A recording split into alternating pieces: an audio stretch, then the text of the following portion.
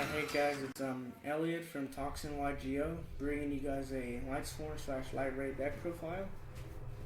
This is the way I choose to run it. So here we go. Starting off with two Luminas, because Lumina can open up a bunch of level 7s, level 7 plays with synchro summoning and all that.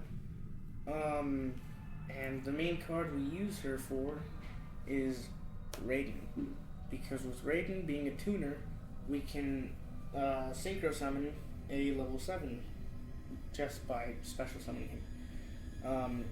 Up next we have two Lila, because you can pop back row with her, so if you're kind of afraid of attacking because of those back row cards, you can just activate her effect and pop a card. Up next we have a couple names. We have one Aaron, one Wolf, and one Fellas. Mainly I'm running Wolf for the name along with Aaron because their effects are not that useful to me, except for Aaron. She's a little bit better than Wolf in that she mills. And I'm running Fellas because she's a tuner, but she's kind of like Wolf, that she has to be special summoned and not normal summoned.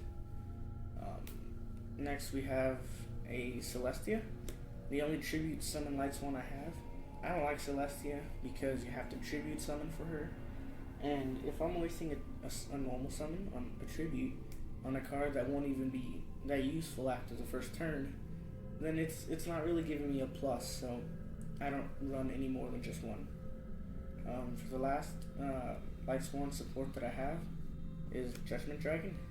I only have one as of now, but I would definitely run 3 if I could. Judgment Dragon is just really good, being able to easily special summon because of the amount of names that I have, and I mean, just such a good card. That's it for the Lightsworn aspect of this deck. Going on, we have a bit of a fabled engine to the deck. We're running a single fabled Cruise because when she gets discarded, you can special summon a fabled monster from the graveyard. And we're running 2 fabled Ravens because they're tuners and they can easily manipulate their levels, opening up a bunch of plays. So, I mean, why wouldn't I? And if I discard Cruise, I can easily special summon something back, another Fable. For the last Fabled support that I'm running 2 Kushanos, because when he's in the grave, I can discard a Fabled and then add him to hand. And then usually I'll discard Cruise to special summon, let's say, Raven. So, overall, I think this engine is really helpful to the deck. And they're also light monsters, so easily bring out some of those bigger monsters that I'll show you in a bit. Also, something important about the Lightsworns for this deck is that they mill, almost all of them mill during the end phase, and that's something we really need in the deck is grave presence. We really need a wide variety in the graveyard in order to special summon. Actually, there is one Lightsworn card that I forgot to show you guys, being 2 Raikou. Raikou is really good, popping a card and then milling 3. Again, there's that mill aspect which is really important to the deck. Up next, we have 2 Magical Merchants. Again, for milling, what they do is when they flip, you can mill until you get a spell or trap card to your hand, and that's really important because I'm running a very spell and trap number, so that's why I run those guys. Next up we have a single Cyber Valley. It's a light monster and it's a stall card, and it's also draw power, so it's pretty useful and very helpful in many situations. Up next we have a non-light monster known as Necro Gardener. I feel that Necro Gardener is really useful because I can negate an attack and keep my Lightsworn safe for another turn. So that's usually what I end up doing is I'll send them to the graveyard via Lumina's effect or other card effects that I have, or by milling. So usually he's always in the graveyard. Another non-white monster I'm running is Card Trooper. Again for the mill power, and when he gets destroyed I get to draw a card, so regardless it's still a +1 or up to 3 per turn. Now I'm running a single Honest. I would definitely run 2 if I could find the room, but I haven't yet, so I'm keeping him at 1. And the reason being, as you probably guessed, is that everything, or almost everything in this deck is a light monster. And in case there's ever a time when I can't go over something with my monsters, I'll just drop an Honest and finish it off that way. A card to get rid of really annoying monsters is DD Warrior Lady. I'll just set her, they'll attack, and then I'll banish both of them. Gets rid of the problem most of the time, and overall it's just really good. And if she gets milled, she's still a light monster, so still good. I have Herald of Creation as my recycler card. If you don't know, Herald's effect is once per turn you can discard 1 card, then target 1 level 7 or higher monster in your graveyard and add it to your hand. And almost all the level 7s or higher that I have in my deck are a special summon, or actually all of them are. So, I mean, just being able to get them back to hand and then special summon them is really good. And since I can discard a card, I can go into Cruise and go into some more plays to that effect. So yeah, I'm running 1 for Gores, the Emissary of Darkness. I'm not really sure how I feel about Gores. I run him mainly because there are times in which I won't have any field presence or graveyard presence, and there's really nothing I can do to stop an attack. So I'll just use him, special summon, and then bring in a token, which I really love my token. My Jack Link's token is by far the best token you can ever find. I love this token so much. I hold it dear to my heart. Sorry about that. I just love it so much. Moving on, I think we're starting with the bigger monsters now. We have 2 Light Ray Diablos. Most of the Light Rays, or actually all of them I think, can easily be special summoned by simple requirements. For Diablos, his requirement is having 5 or more light monsters in the graveyard with different names. That's really easy with this deck because I have so many different names. So that's why I run 2, and his effect is pretty good. I can banish a card and then look at a set card and then decide whether if it goes to the top or the bottom of the deck. Next I have 3 Daedalus. I'm only running 3 actually, not only, I'm running 3, but that's going to change soon probably to maybe incorporate another gear feed, because not a lot of people run field spells. I mean, he's the easiest of the light rays to special summon because I only need to have 4 light monsters, not even different names, just 4 light monsters. So it's really easy to get him out, maybe second turn, or yeah, it's just real easy to bring out. But that'll probably go down to 2 because not many people run field spells anymore.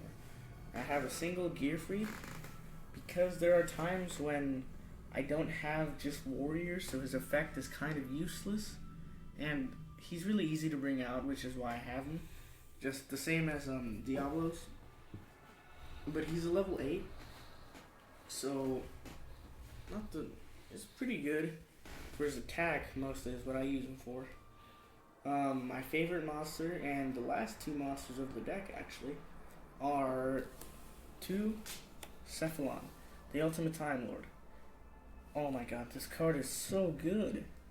I can just special summon him by having 10 or more monsters in the grave. They don't have to be light, they don't have any specific requirements, there just has to be 10 monsters in my graveyard, which usually that happens within 3 or 4 turns. I mean, there are times when I can't get him and it just really sucks, but I mean, he's the strongest card I have, and I have a third one. I haven't made room for him yet, so I will have to make room real quick. Alright, so that rounds up the monsters. It's, I think, 34 monsters. Moving on to the spells, we're running 2 Solar Recharge. Because I run a bunch of Lightsworns, I'll usually get them in hand. And if I get this, I can discard them, get me a Graveyard Presence, draw 2, draw power, and then mill 2. So overall, it's a really good card for the deck, and I don't think the deck would function as well without it. Same with this next card. It's Charge of the Light Brigade. This card I mill 3 and add a level 4 lower Lightsworn monster. So it's pretty good. And I mean, the Graveyard Presence is amazing on this card. It gives me +3 in the grave. And then if I end up... Alright guys, so I just got done explaining to you guys why I use Charge of the Light Brigade, which is because it's got such amazing Graveyard Presence, but my stupid little cousin decided that she wanted to scream her ass off in my house and disrupt the video. So I said, screw it, I'm gonna do this somewhere else, and hopefully I won't get any more disturbances. And sorry about that random ass switch. That's because of my little cousin. I cut off her voice in the video, so don't worry about some annoying little kid screaming. Continuing on, we have the last 2 cards of the deck, which are traps. I'm running a Beckoning Light and a Royal Decree, because I'm only running one other trap, so Royal Decree is really good, and Beckoning Light gets me a light monster, or not a light monster, but the effect is discard your entire hand. Then, for each card you discarded to the graveyard, by this effect, add 1 light monster from your graveyard to your hand. If that's confusing to you, that's because it is confusing sometimes. But basically, it's discard your hand and then get light monsters equal to your hand. So, yeah, that's why I run it, because most of my cards are light monsters.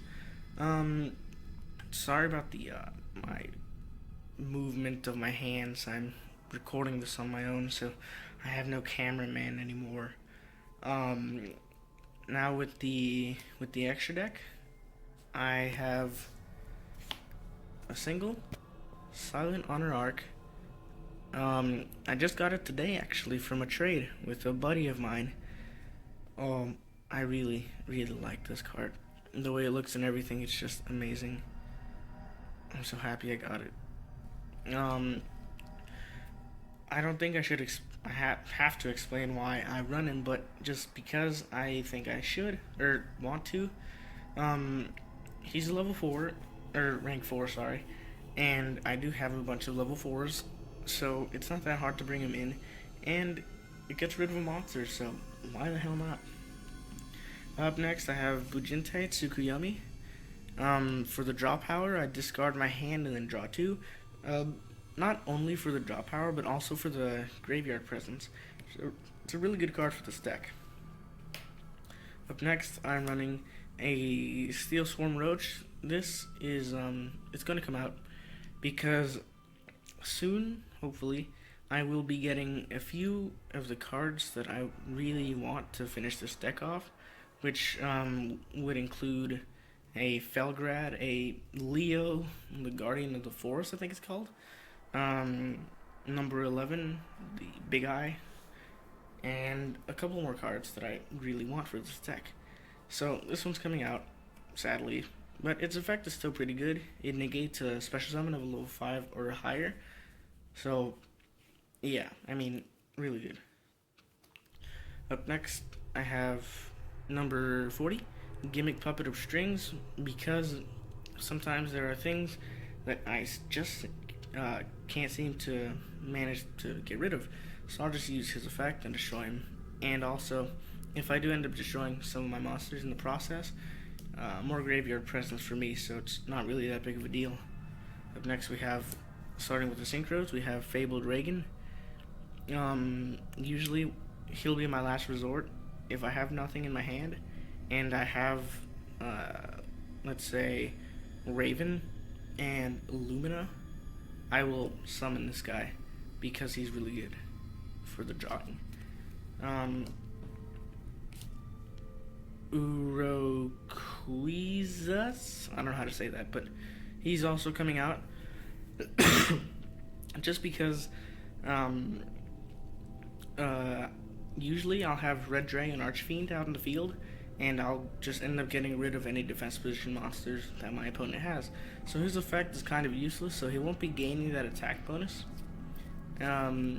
So yeah, I'm gonna get rid of him soon.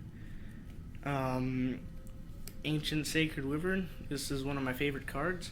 If I do manage to get him out while I have a life point advantage, I usually end up just winning the game, because his effect is he gains attack equal to the difference of life points when my life points are higher. But if they're lower, his attack is decreased by the difference, which usually, like I said, if I have a life point advantage, his attack will be increased by some crazy numbers, and I will usually win that turn. So that card is amazing. I love it. Up next we have a Michael, the Arc Lightsworn. I'm only running one because I traded off my second one to get my Ancient Sacred Wyvern, and I have never looked back since then. And I mean, paying 1,000 to banish something is pretty good, but he kind of ruins the effect of Ancient Sacred Wyvern because I'm paying the 1,000. Also, when he gets destroyed, I can shuffle all my Lightsworns, giving me a bunch of life points, which could potentially help out Ancient Sacred Wyvern. Next up, we have Ancient Fairy Dragon. This card is coming out because I originally had a bunch of the extra deck cards that I previously mentioned, and I let someone water them, and then I never got them back. So this card was part of my side deck before, but now it's extra deck because I needed a card in there. I'm taking him out because of the same reason that I'm taking out Daedalus. Not a lot of people run field spells, and his effect is pretty good if there are field spells because I get to gain 1,000, which ends up helping Ancient Sacred Wyvern, who is my main synchro to go to. Colossal Fighter is going out because I don't really need him, and although his effect is pretty good, because I do run a couple warriors, and what's it called? E-heroes and masked heroes are a thing now, or are a thing again, I should say. So, side deck is where I have him. But like I said, some of my cards got jacked, so I needed a card in there, and I felt that that was a good one. So Red Dragon Archfiend is also one of my go-to cards when there's a bunch of defense on the field. I'll just go into this guy and then destroy one, and then end up destroying them all, and possibly going for game that turn. So, love this card. But I only have one, so I'm only running one. Up next we have Scrap Dragon, who I think I might take out. I don't know yet, but I think. It's really easy because it's a level 8, just like Red Dragon Archfiend. So it's not that hard to bring out level 8s and level 7s. And, I mean, why not? His effect is pretty good with the graveyard presence. So, yeah, I like having this card, and I'm not sure if I want to take him out just yet. Stardust Dragon, fairly old card. If you don't know what he does, you should, but I'll share you. It says you contribute this card to negate the activation of a spell or trap card or effect monster effect that destroys a card's or S on the field, and destroy that card. If you negate this way, you can special summon this card during your end phase. So, Let's say Dark Hole, because that's also a thing. If someone tries to Dark Hole me, I'll just negate it and then special summon during the end phase. So that's why I have him. Black Feather Dark Rage Dragon, another one of the cards that I'm considering taking out.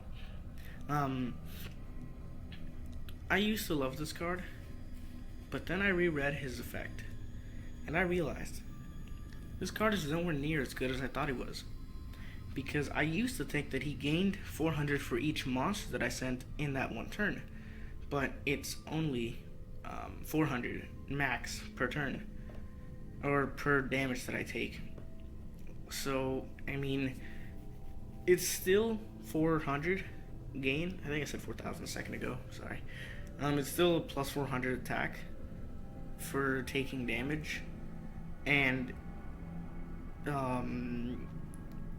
also the graveyard presence, because sending 5 cards is amazing.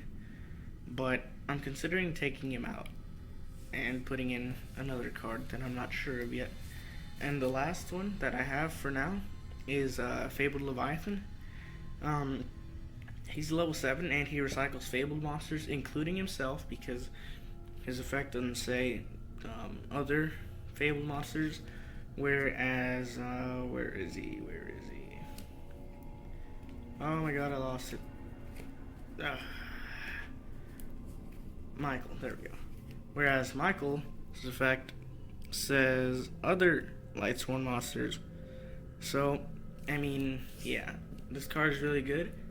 It's not a last resort, and it is pretty good against Dark Worlds, because they usually run that field, so I forgot what it's called, but like, and then he gains 300, so Graph won't be able to get over him.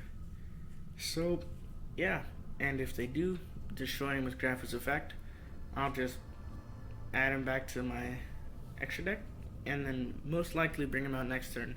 So, not a big deal, and pretty good card. So that's it for my main deck and extra deck. Not deck, yeah, extra deck. I do have a side deck, but I'm not going to show it to you because I feel like side deck is something you decide for yourself through trial and error. So I'll leave that with you guys. Thank you for watching. Oh, that's beautiful. That is beautiful. Hope you guys love my map, by the way. I know I love it. It's amazing. I end my turn.